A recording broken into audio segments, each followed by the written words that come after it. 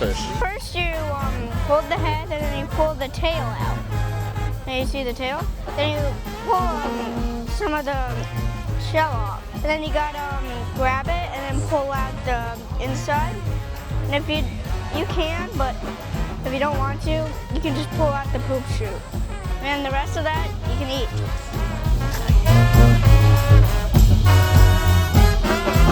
Okay, yeah, you gotta teach me again, sorry. Okay, go ahead. Okay.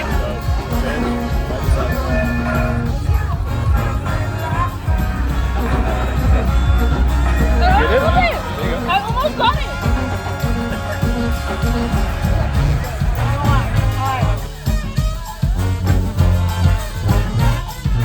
This is our 8th year, consecutive year coming here, and we basically get our friends together, and this is probably the only time we get together, and we usually make our trip to come here just for this festival. Okay. And we come here Friday, Saturday, and Sunday.